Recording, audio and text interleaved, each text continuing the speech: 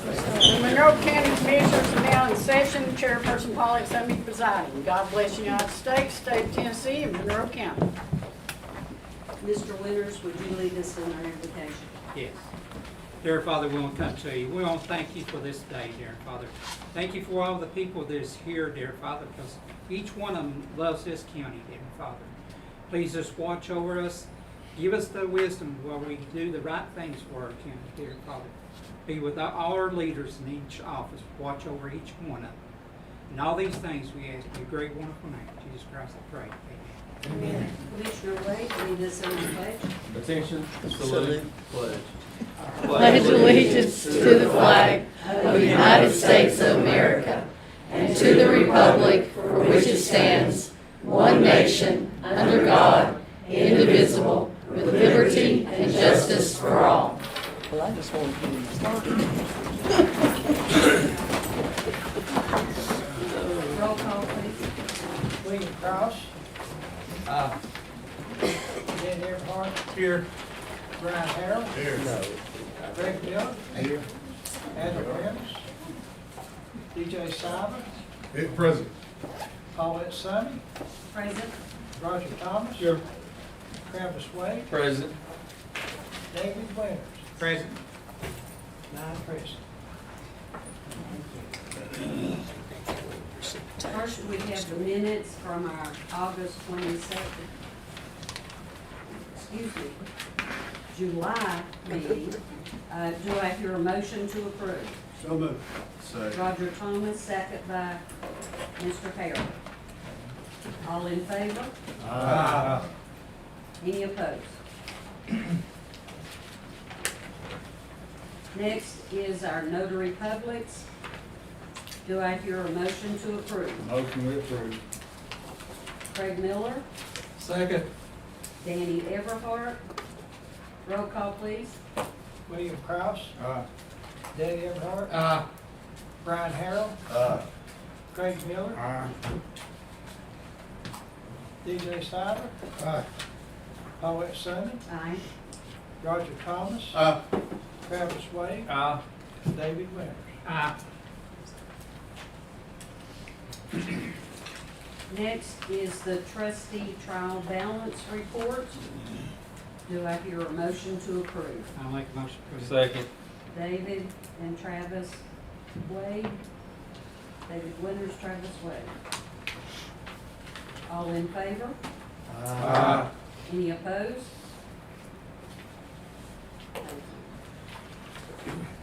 Next is our Monroe County Finance 0827-04. And do I hear a motion to approve? Motion we approve. Craig Second. Miller, Second. William Cross, second. Roll call, please. William Kraus. Danny Earhart. Aye. Brian Harrell. Aye. Craig Miller. Aye. DJ Cyber. Aye.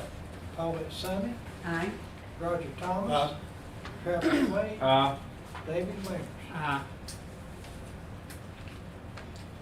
Thank you. Now, is there a public comment discussing the current agenda? Any comments discussing the agenda? I don't have anybody that can. Okay. Thank you. Next is resolution 0827-6, a resolution to grant approval for the Monroe County Maintenance Department to submit an application to the Tennessee Historical Commission for Monroe County Courthouse. This is a 90% grant at a cost of $60,000, leaving a match of $6,000. Do I hear a motion to approve? DJ Siler, Second. second Travis Wade. Roll call, please. William Kraus. Danny Earhart. Brian Harrell. Craig Miller. Aye. DJ Cyber. Aye. Paulette Summey. Aye. Roger Thomas. Travis Wade. Aye. David Winters. Aye. Thank you. Next is resolution 0827-6A, a A resolution to grant approval for the Monroe County Archives Department to submit an application to the Tennessee State Museum for a grant for the stone building. And this is a 100% grant for $100,000. Do I hear a motion? Okay, David Winters and DJ Siler. Roll call, please. William Kraus.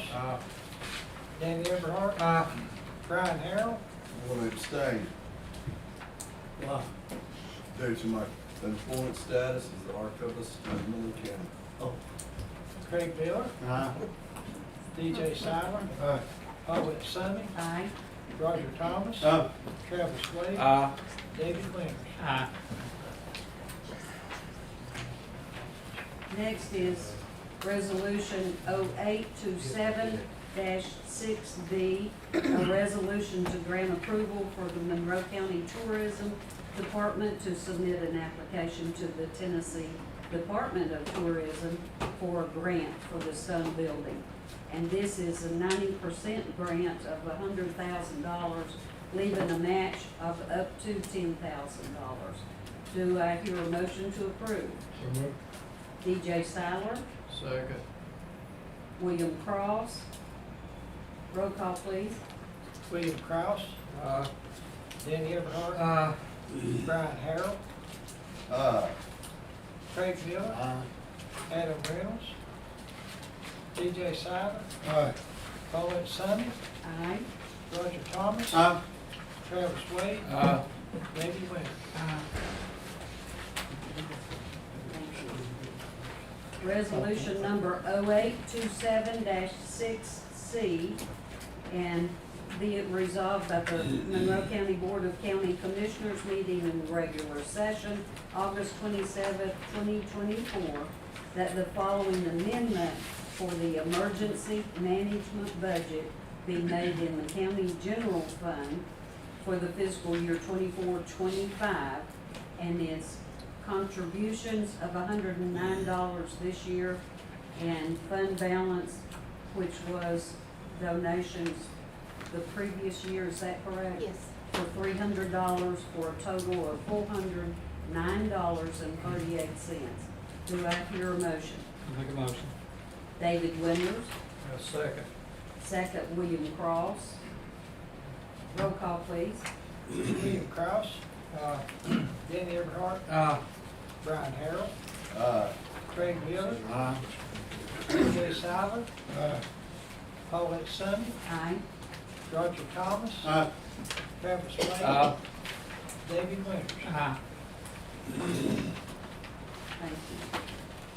Resolution number 0827-6D, and this is a resolution to amend for the ambulance department budget be made in the general fund budget for the fiscal year 24-25 to move money from fund balance for insurance recovery money from last year which was not spent.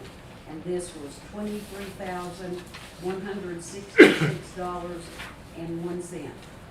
Do I hear a motion? Second. Roger Thomas and Travis Wade. Roll call, please.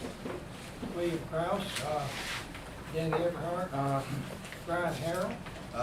Craig Miller. DJ Siler. Paulette Summey. Aye. Roger Thomas. Travis Wade. David Winters. Aye.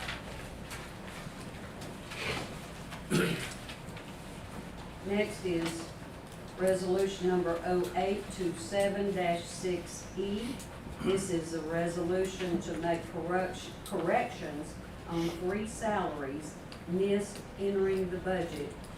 No new money, just an error, and it's in the amount of $8,157.76.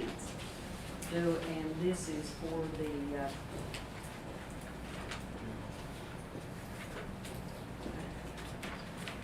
classifications, so forth. Do I hear a motion? I'll make a motion. Second.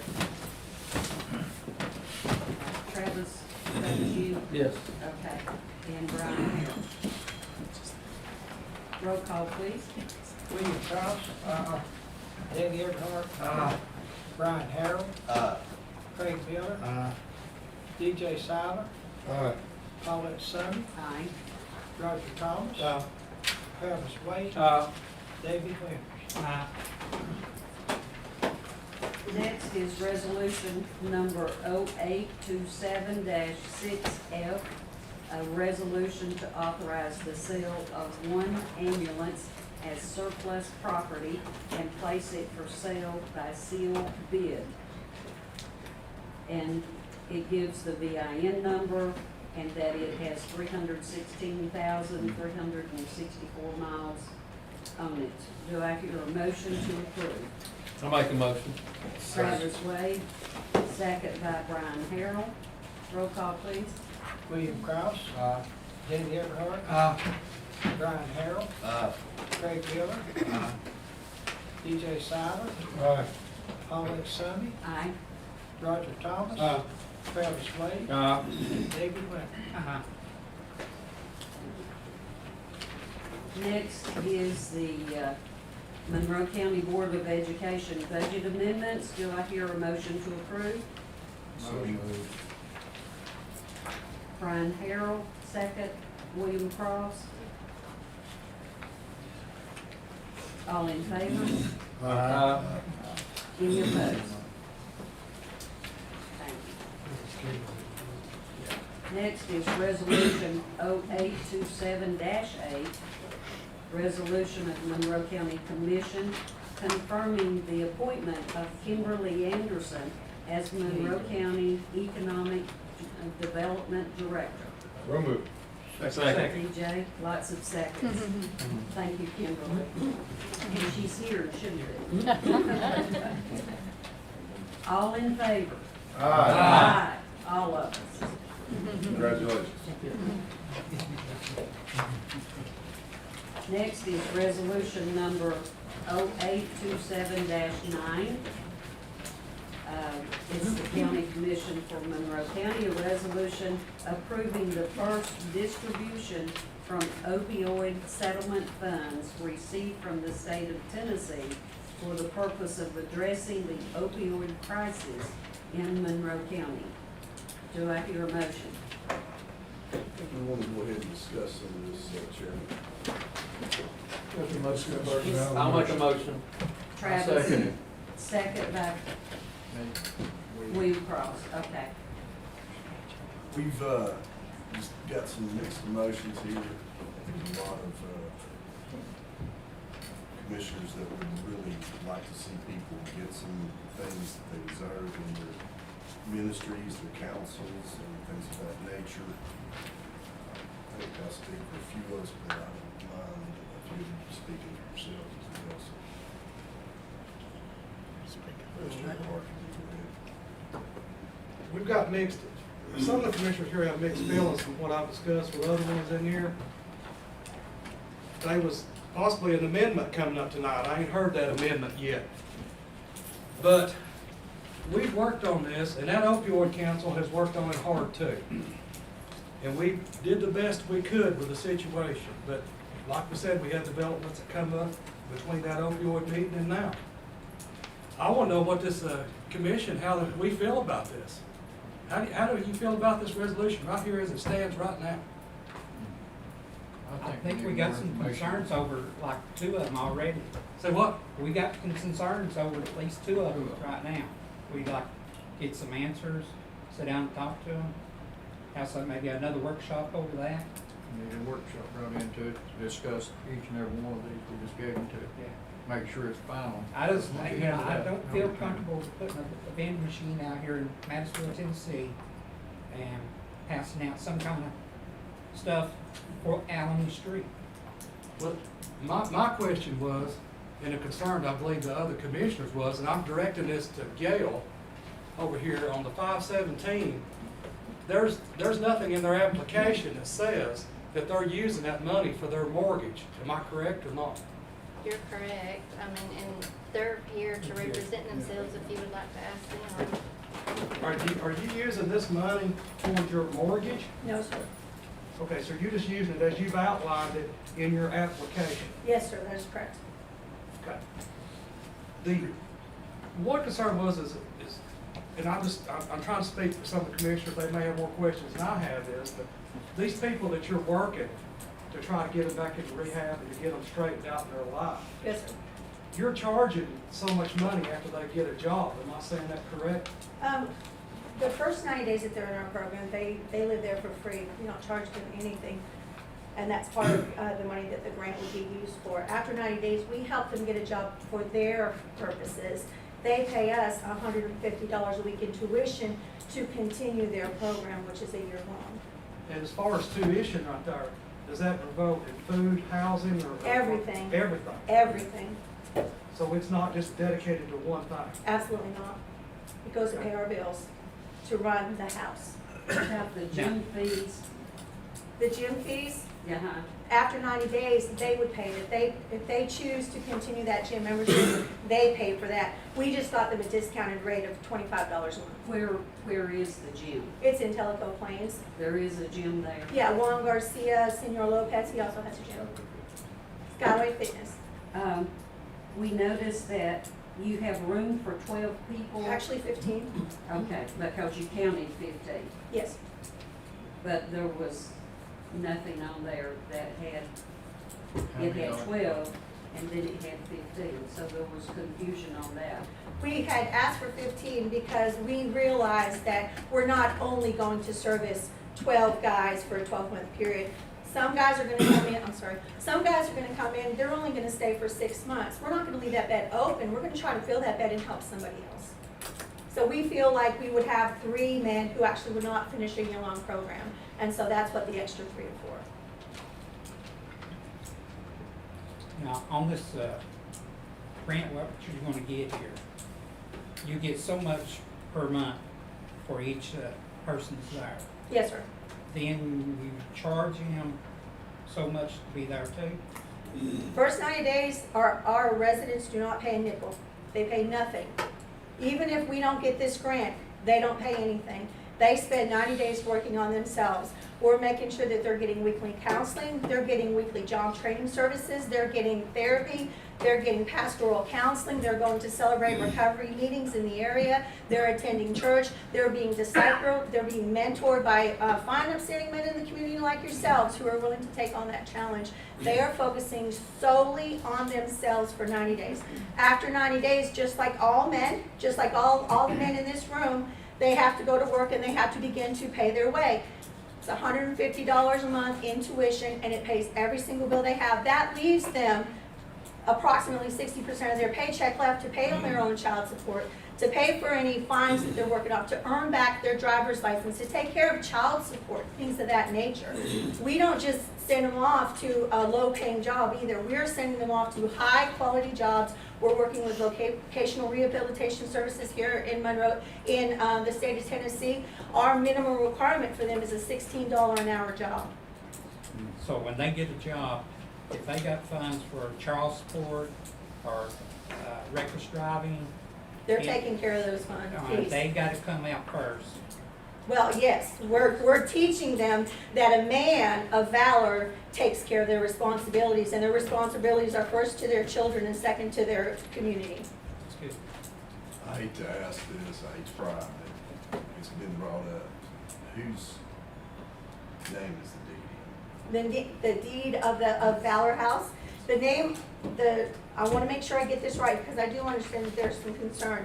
Willie and Amy Leonard, the founders of 517 Ministries, currently own the house.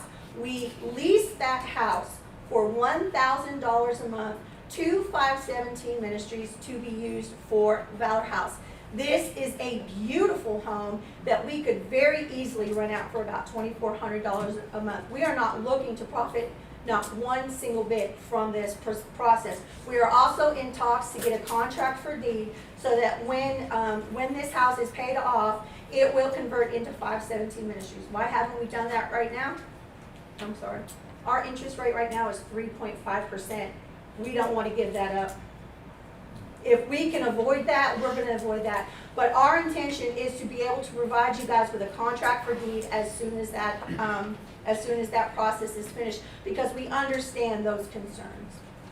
Is there anything in the grant that I'm not aware of that says we can't stay with No, I don't know. that? Okay. Because I may have misheard something. We are not looking to I missed that benefit question. financially Was that from so? this. Is there anything in the grant that says it can't be in their name? Okay. There is nothing in that grant that states that, nothing at all.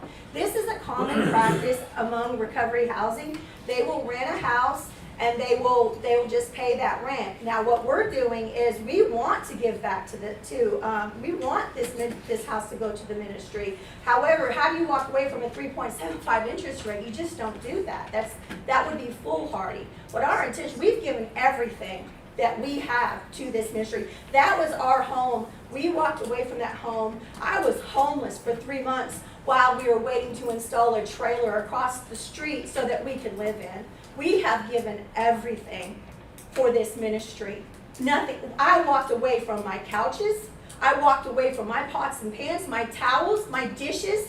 I walked away from everything for this. I am all in. As they say in poker, God's got it all. He's got everything, and we're going to continue with or without this money. But I promise you that we are not looking to make a dollar off of this. We're just looking for our community to partner with us to help save our sons.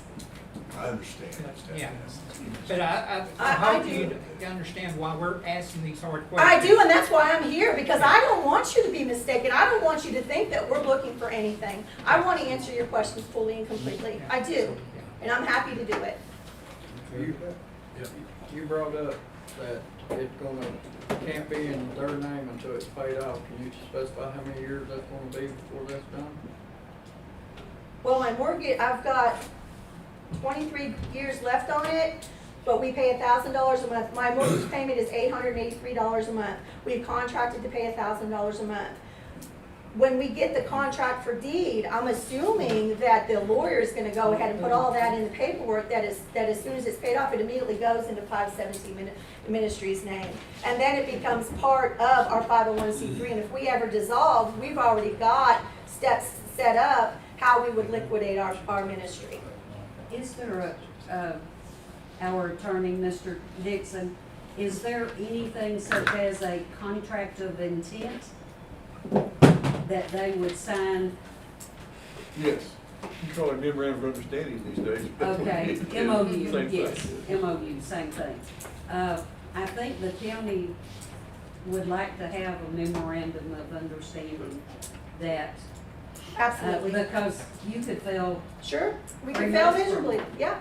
I don't think that's unreasonable at all. I'd be more than happy to take care of that. We can do that. okay. Is a CASA here tonight? I'm sorry. 606 South. Which one ladies want to talk about? My question is, we had concerns about and I believe I'm speaking for more than just one commissioner, that the vending machine, the Narcan to save people's lives, that's great, okay? We had concerns was that it was sitting outside your building in a discreet area, and you was gonna notice maybe 4 or 5, I think that's what you said at one time.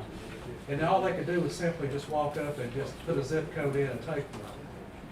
We had concerns about that some of the people might come up and get 4 or 5 and just walk around and turn and resell them. That was our worry. That was our worry. Narcan's a great thing to save people's lives. We're 100% on board about that. I just kind of felt, in my opinion, they should have kept that Narcan inside with y'all and then dispensed it that way, because you're cutting down your chances of somebody just walking there saying, bam, bam, bam, bam, I'm gone, I've got $200 worth of Narcan, I'm selling it for whatever. Right, and I think since the last time we came and spoke on this topic, that we also too had considered that as a possibility. We have an entryway where it would be easy to put it in there, that would be supervised, so we would see the individuals coming in. So you're saying you're changing your ideal to being supervised now? No, I'm just saying that it's an opportunity for us to be able to put it inside during our working hours. So if that would make everybody feel more comfortable, we'd be more than happy to do that. You know, again, it would be, It's an entryway that doesn't have complete eyesight to it, but our greeter, our administrative assistant, she has eyesight to that area. We wouldn't go out there and ask personal information So or if that's anything something like that they're that. pulling 4 or 5 out at a time. We you would know- notice that, Yeah. correct. Would there be someone there to notice that at all times, That's correct. There would even be. during lunch hour and so? Yes, we don't leave the building for lunch. Thank you. Do you You're not, very welcome. I got a question, do you not feel with, obviously, that would increase the, sales of drugs I'm And kind of then confused by for your the question. drug dealing? And then, the users were kind of giving them a escape route? I'm kind of confused by your question. May, if I may, go ahead, Merle. I think what he's trying to say is the ability to have a crutch. I've known you a long time, Saul, and I really think you have that interest at heart, I do. However, teaching school for as long as I did, I can, in my mind, I picture somebody sending somebody else in there, and then somebody else, and then somebody else. And I'm not saying that it wouldn't help. I want to help people. But I don't want it at your expense, and you're running out of so many per month, per day, what have you. I'm just throwing that out. Is that what you're after, Mr. Yeah, Jones?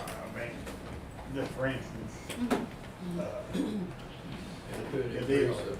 the use of the medication. Because we're furnishing a scapegoat for them, they can take more and get by with it. So your drug habits More will chances to increase. recover or something, and even then, we're playing God if we do that, and then, but they can get it. So see, I have to mix emotions there. I see your side too. As an ambulance worker, have you seen them coming out with Narcan? Are they nice and Usually to you, families. or do they have rage? The ones that get Narcan on the ambulances, the police shows up, beats us most of the time. They got Narcan, they give it to them immediately. If they don't need us to, we're coming out with Narcan in our hands. Most of the time, when these people revive from the overdose, they're either violent, mad, or they got their high took away from them. So that's how we see it out there in real life. We see a lot of the family members already got the Narcan on hand or friends, because they know that they got a habit. So they can go ahead and inject them with all this. Yeah, we have seen family members who do that, and they're just trying to save their life. And I can't blame them for trying to bring them up. It makes us wonder if we keep feeding the Narcan, feeding it, that they're just gonna keep using that, keep going back and forth. It's a 50-50 thing right here. Yeah. You know, good or bad or ugly, go ahead. And also, I mean, you can buy it over the counter. Yeah. It's always been, even before it was over the counter, Tennessee had an open prescription. Anybody could walk into any pharmacy in the state of Tennessee without a prescription and get it. It is now over the counter in all different stores. And Narcan saves lives. I mean, I understand everybody's point. I really do. But what if it was your kid? What if it was your mom? You know, it's not just illicit use. People overtake regular prescription medications, seniors overtake. It's just another way to help save a life. Yes. And I don't believe that having more is going to, I look at it this way, if somebody wants to have it for an illicit use, they're gonna get it one way or the other. But the overwhelming side is that people, or moms, or dads, their kid is using, they're worried. Seniors have it in their house. I don't want to offend you, I'm just. I know, and I'm not offended, I want Play devil's the other advocate, side and I hate too. to do that. Right. But I think the other side is just as important as the devil's advocate side, and I understand what you're saying. I just think, and we would not be the first county to do this, we would not be the first state to do this, they are all over right now. And I do understand moving it inside would probably be a better thing, at least to start. If you can be controlled, they won't have access at night, because when they go home, the door gets locked. We will Yeah. have a report tracking usage over the course of the year and so on That's and so forth, correct? Yes, we will be tracking this. They're gonna either get it from you or they're gonna pull a $600,000 resource, which is an ambulance, 911. So to me, it's, That's correct. what are we arguing about? They're either gonna come to you or they're gonna pull a $700,000 rig off the road to come get their Narcan. So we're not really arguing or fighting over anything. Put it up, it's fine, is what I would say. Did you want to say something? And I know you had some concerns about overdosing on that, and you can't overdose on Narcan, so. One concern I have with it, if you give that to a tramadol patient or any other medication, it can cause seizure disorders, makes hypoxic and death. So I'm yeah, not I have a giving it to concern with it. I'm not giving it to. I mean, anybody does. If they inject it, they go in that machine and get it, and they give somebody that took tramadol or any other relaxant. Or Right. And we can clearly put some warning signs up there so that people can see. That would work. Okay, That so, would work. I mean, we would do that anyway because, you know, we understand that that's a risk. So we would clearly outline any kind of, you know, negative aspects to taking this when you shouldn't take it. So we could clearly do that. Everybody.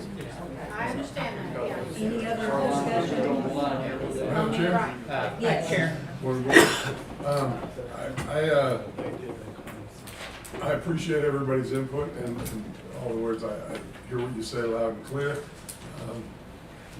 I like the work our opioid committee did. I like the work the commission did. I think this is a good first step, and I think we need to pass this resolution.